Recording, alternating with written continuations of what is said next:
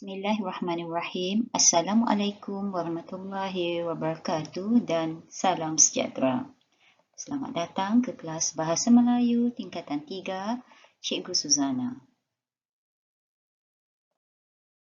Baiklah, pada hari ini kita akan mempelajari tema yang pertama iaitu sulung masa depan dengan tajuknya Selamat Kembali ke Sekolah.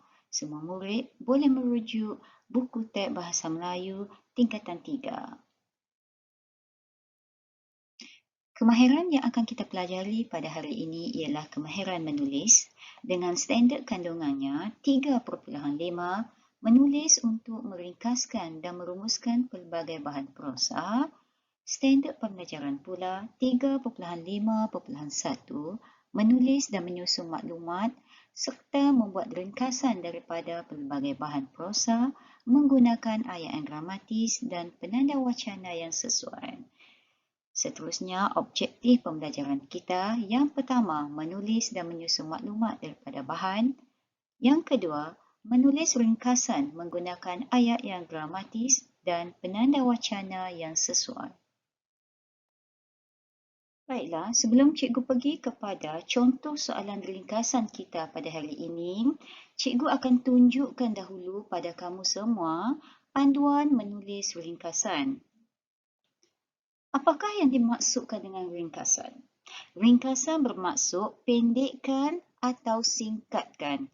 Ini bermaksud daripada sebuah petikan yang panjang, murid dikehendaki meringkaskan, memendekkan petikan tersebut dengan mengemukakan isi-isi penting yang terdapat dalam petikan mengikut kehendak soalan.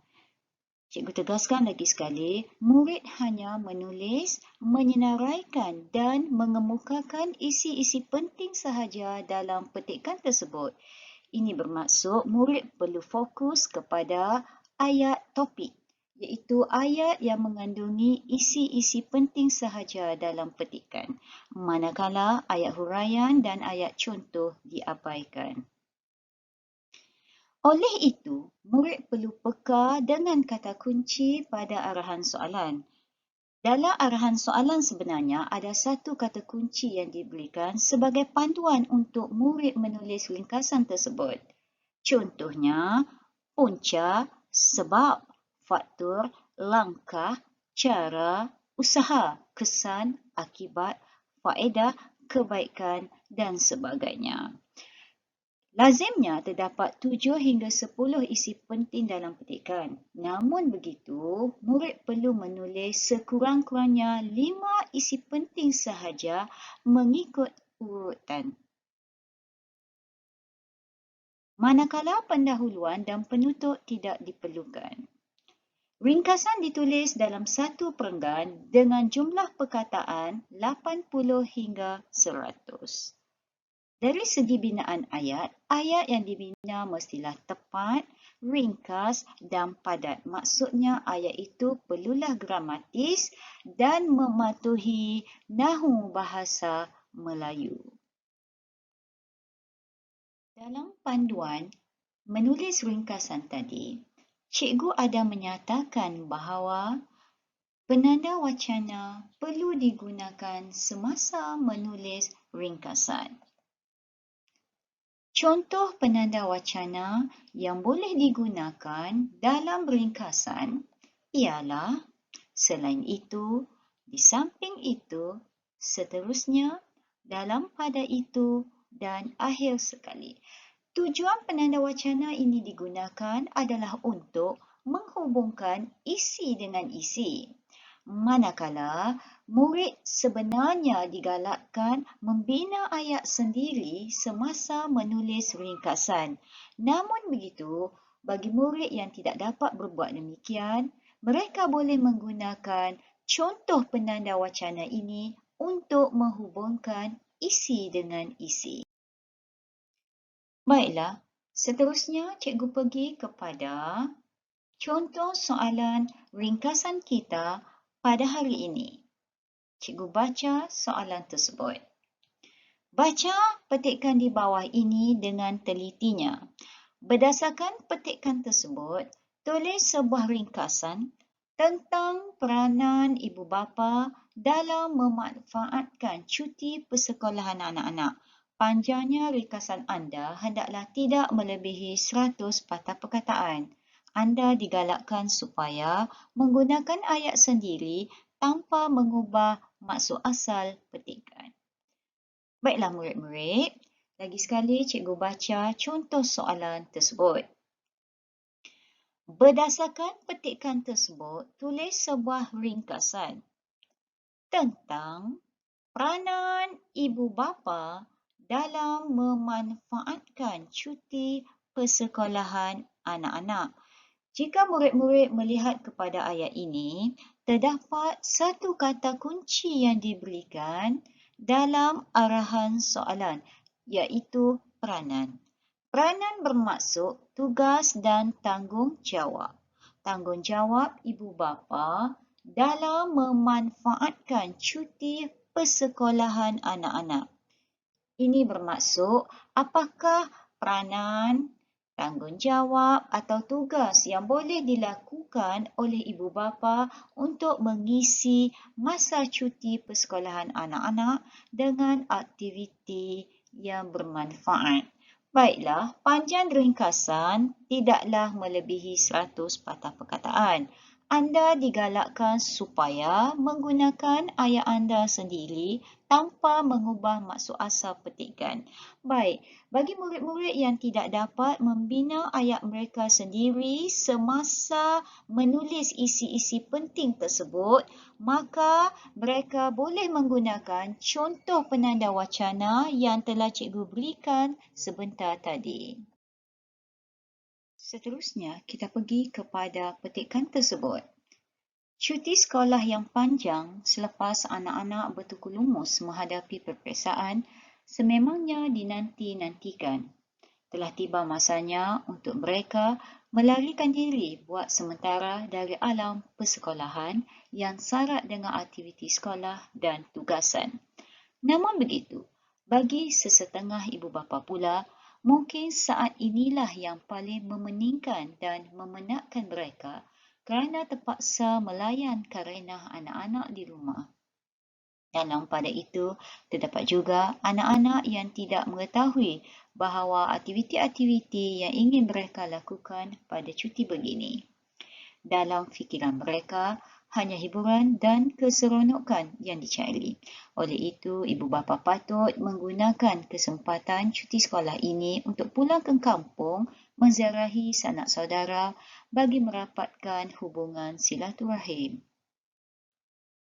Kesempatan cuti yang panjang dapat digunakan oleh ibu bapa untuk meningkatkan prestasi anak-anak dengan mengatur jadual kelas tambahan untuk mereka pada waktu cuti begini juga. Namun begitu, amatlah tidak wajar jika ibu bapa terus memaksa anak-anak mengikuti kelas tambahan semata-mata. Hal ini dikatakan demikian kerana anak-anak akan berasa bosan dan tertekan. Selain itu, ibu bapa boleh mengaturkan program bermanfaat yang dapat mengembangkan bakat dan hobi anak-anak juga. Sekiranya anak-anak meminati muzik, sukan lasak, berenang dan sebagainya, maka inilah masanya anak-anak diberikan pendedahan kepada mereka untuk melakukan aktiviti-aktiviti tersebut. Aktiviti seperti bergotong royong, berkebun, membersihkan persisian rumah dapat dilakukan bersama-sama dengan anak-anak sepanjang cuti persekolahan berlangsung juga. Ibu bapa digalakkan supaya menghantar anak-anak mengikuti program-program semasa cuti persekolahan juga. Terdapat banyak program yang dianjurkan oleh pihak swasta seperti kem motivasi, kem saintis muda, kem bahasa, klinik sukan dan sebagainya. Selain itu, aktiviti melancong ke tempat-tempat yang menarik sama ada di dalam atau di luar negara amat baik untuk meluaskan pengetahuan dan pengalaman anak-anak juga. Sebenarnya, ibu bapa patut memanfaatkan masa cuti persekolahan anak-anak dengan bijaknya. Masa cuti persekolahan bukan semata-mata untuk berseronok atau melupakan pelajaran. Ibu bapa perlulah mengambil peluang ini untuk mengatur program-program yang berfaedah buat anak-anak. Jadilah ibu bapa yang prihatin dan mengambil berat terhadap anak-anak. Rancanglah sesuatu agar masa cuti persekanan anak-anak dapat dimanfaatkan dengan sebaik-baiknya. Baiklah murid-murid, jika kita perhatikan di sini, terdapat 4 perenggan dalam petikan ini. Terdapat 4 perenggan dalam petikan ini. Okey, kita lihat dulu isi dalam perenggan yang pertama. Kerana dalam ringkasan, isi perlu ditulis mengikut urutan. Jadi kita bacalah dari ayat 1 hingga ayat yang seterusnya. Kita mula mencari isi-isi penting. Okey, baik. Jika kamu lihat di sini, dalam ayat ini terdapat satu isi penting. Jadi ayat ini ialah ayat topik. Ayat yang mengandungi isi penting bagi menulis ringkasan tersebut. Okay. Ibu bapa patut menggunakan kesempatan cuti sekolah ini untuk pulang ke kampung, menziarahi sanak saudara bagi merapatkan hubungan silaturahim. Okay. Pulang ke kampung, satu isi penting, iaitu salah satu perkara atau aktiviti yang sangat baik untuk digunakan oleh ibu bapa bagi memanfaatkan cuti persekolahan anak-anak pulang ke kampung. Jadi kita ambillah ayat ni sebagai isi yang pertama. Ibu bapa patut menggunakan kesempatan cuti sekolah ini untuk pulang ke kampung, menziarahi sanak saudara bagi merapatkan hubungan silaturahim. Isi yang pertama. Baiklah, kita pergi perenggan yang kedua. Kita lihat lagi, mana isi penting, mana ayat topik. Cuti yang panjang dapat digunakan oleh ibu bapa untuk meningkatkan prestasi anak-anak dengan mengatur jadual kelas tambahan untuk mereka. Okey, jika kamu perhatikan di sini, terdapat isi penting yang kedua, iaitu perkara yang boleh dilakukan oleh ibu bapa dengan mengatur jadual kelas tambahan untuk anak-anak. Ini perkara yang baik yang boleh dilakukan oleh ibu bapa semasa cuti persekolahan anak-anak.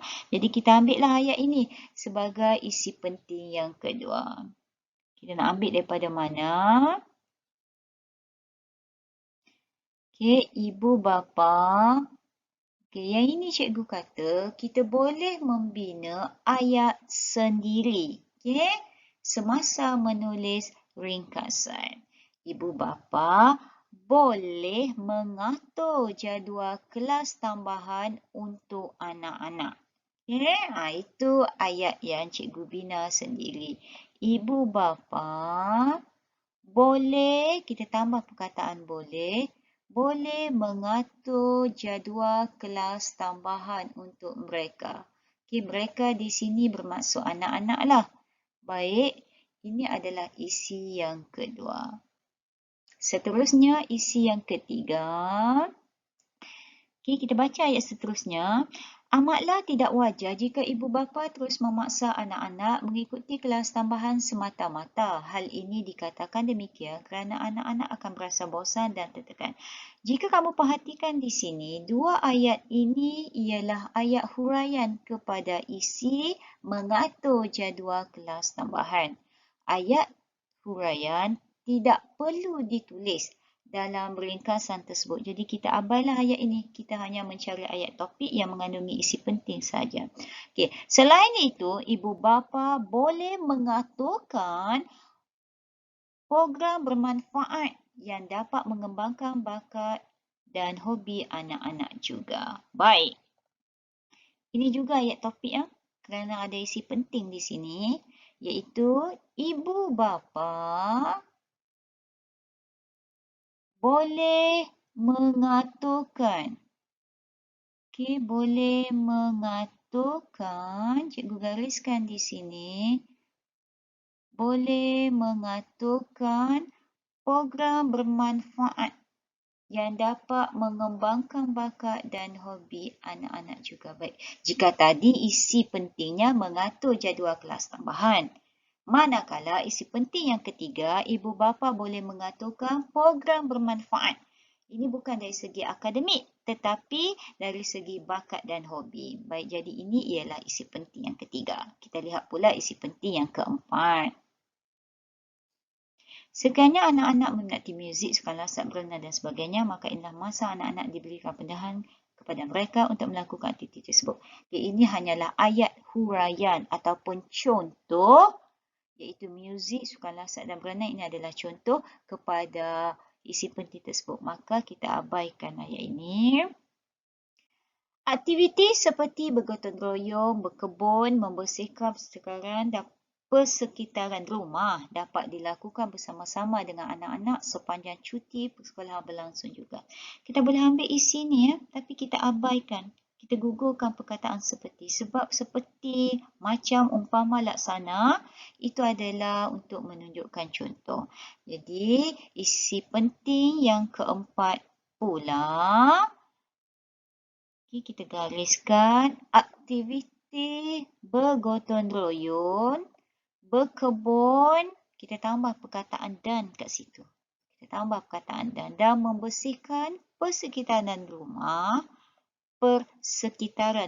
cikgu ulang, dapat dilakukan bersama-sama dengan anak-anak sepanjang cuti persekolahan berlangsung juga. Baik, cikgu gugurkan perkataan seperti dan cikgu tambah kata hubung dan di sini.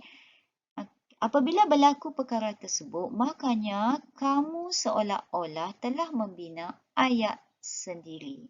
Okey?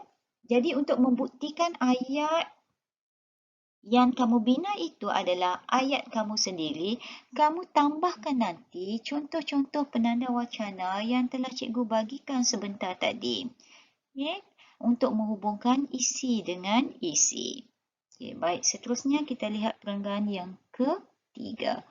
Ibu bapa digalakkan supaya menghantar anak-anak mengikuti program-program semasa cuti persekolahan juga. Okay, ini juga tugas tanggungjawab yang boleh dilakukan oleh ibu bapa semasa cuti sekolah untuk memanfaatkan cuti tersebut dengan menghantar anak-anak mengikuti program-program. Okay. Terdapat banyak program yang dianjurkan oleh pihak swasta seperti kem motivasi, kem saintis muda, kem bahasa, klinik sukan dan sebagainya. Ini adalah contoh. Jadi ayat contoh kita tak perlukan semasa menulis ringkasan. Tak perlu. Okay, jadi kamu boleh ambil ayat itu sebagai isi penting. Okay. Ibu bapa digalakkan supaya menghantar anak-anak mengikuti program-program semasa cuti persekolahan juga. Baik. Seterusnya, selain itu, aktiviti melancong ke tempat-tempat yang menarik sama ada di dalam atau di luar negara amat baik untuk meluaskan pengetahuan dan pengalaman anak-anak juga. Ini semestinya isi penting ya. Semasa cuti sekolah, ibu bapa pasti membawa kita melancong atau melawat ke tempat-tempat yang menarik. Jadi ini adalah antara aktiviti yang sangat baik bagi memanfaatkan cuti sekolah. Jadi ini adalah isi penting. Okay? Digariskan di sini aktiviti melancong ke tempat-tempat yang menarik sama ada di dalam atau di luar negara amat baik untuk meluaskan pengetahuan dan pengalaman anak-anak juga. Baik. Okay. Kita berhenti sampai situ. Kita cari lagi. Isi penting jika berada pada perenggan yang terakhir. Sebenarnya ibu bapa patut memanfaatkan masa cuti persekolahan anak-anak dengan bijaknya. Masa cuti persekolahan bukan semata-mata untuk berseronok dan melupakan pelajaran. Ibu bapa perlulah mengambil peluang ini. Jika kamu baca, kamu perhatikan ayat yang seterusnya, semua itu adalah saranan. Okay? Saranan yang diberikan supaya ibu bapa dapat mengisi atau memanfaatkan cuti sekolah anak-anak dengan program yang berfaedah. Jadi kita tak perlu kita abaikan perenggan. Ini adalah penutup sebenarnya. Yang atas ini adalah intro atau pendahuluan, manakala di bawah ini adalah penutup. Jadi isi penting kita berakhir sampai isi yang ini. yang cikgu gariskan merah di sini. Okey, isi yang terakhir, aktiviti melancong ke tempat-tempat yang menarik. Okey, dapat meluaskan pengetahuan dan pengalaman anak-anak. Jika kamu rasakan ayat yang dibina itu agak panjang, kamu boleh meringkaskan ayat tersebut. Maksudnya kamu boleh membuang perkataan-perkataan yang tidak perlu. Tapi pastikan ayat itu masih lagi tepat dan gramatis. Baik, jika kamu perhatikan di sini ada satu, dua, tiga, empat, lima, enam. Betul? Okey, kita lihat lagi sekali. 1, 2, 3, 4, 5, 6 isi penting. Okey, kita boleh senaraikanlah 6 isi penting ini, kemudian kita bina ringkasan tersebut. Baik, untuk membina ringkasan tersebut, kita mulakan ayat dengan petikan tersebut membincangkan tentang peranan ibu bapa dalam memanfaatkan cuti sekolah anak-anak, iaitu terus masuk isi yang pertama. Ataupun kita tak mahu menggunakan lebih banyak perkataan, okay, jadi kita terus mulakan ringkasan tersebut dengan isi yang pertama, iaitu ibu bapa patut. Kamu boleh tukar juga perkataan ini. Okay. Ibu bapa perlu menggunakan kesempatan cuti sekolah ini untuk pulang ke kampung menziarahi sanak saudara bagi merapatkan hubungan silaturahim. Cikgu tegaskan lagi sekali, kamu boleh menggunakan penanda wacana yang telah cikgu berikan sebentar tadi. Okay, contohnya, untuk menghubungkan isi pertama dengan isi kedua ya. Selain itu, ibu bapa boleh mengatur jadual kelas tambahan untuk anak-anak. Okay. Perkataan mereka ini kita gantikan dengan anak-anak supaya lebih jelas. Okay. Seterusnya, lagi sekali cikgu tunjukkan di sini kepada kamu semua langkah-langkah bagi menjawab ringkasan tersebut. Kamu boleh baca ya.